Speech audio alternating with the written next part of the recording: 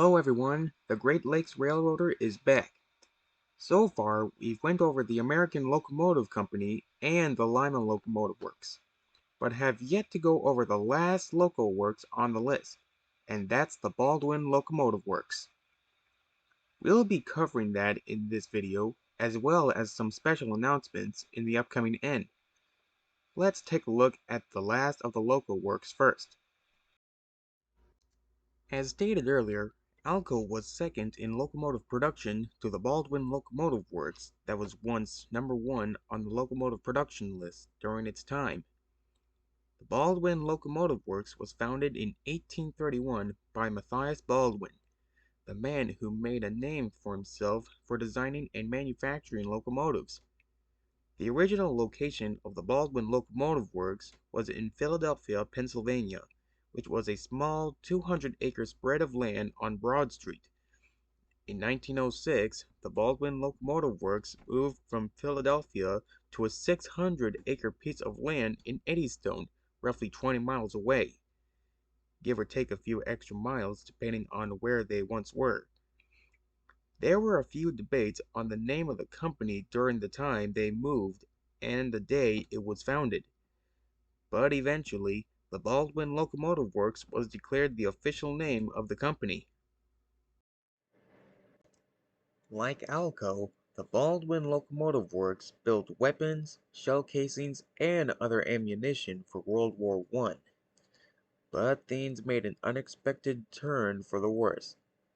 The Baldwin Locomotive Works fell to the Great Depression and later filed for bankruptcy. Sometime later into the late 1940s, steam locomotive sales had dropped from 30% to 2%, a 28% decrease.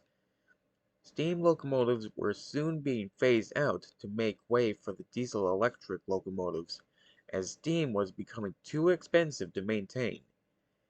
The Baldwin Locomotive Works merged with the Lima Hamilton in 1950 and became the Baldwin Lima Hamilton Corporation. But 6 years later, operations were suspended in 1956. During the 125 years, 70,500 locomotives were built for various rail companies, which included the Pennsylvania Railroad, Southern Pacific, Baltimore and Ohio, and the Atchison, Topeka, and Santa Fe.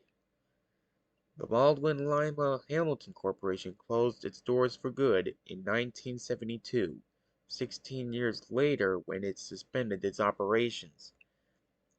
51 years later, the Baldwin Lima Hamilton Corporation location is no more, and a new business sits on its grounds today.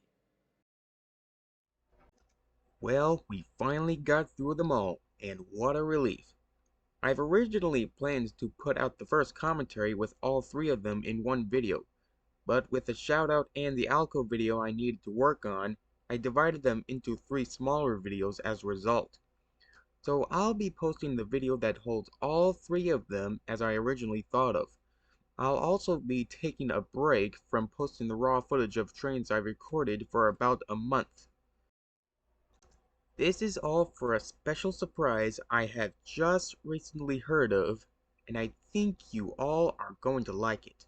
So make sure to subscribe to my channel and to be on the lookout for the surprise video I'll be posting eventually. Be sure to also leave a like and comment on the video as well. Thank you for watching, and I'll be seeing you all later in the next one.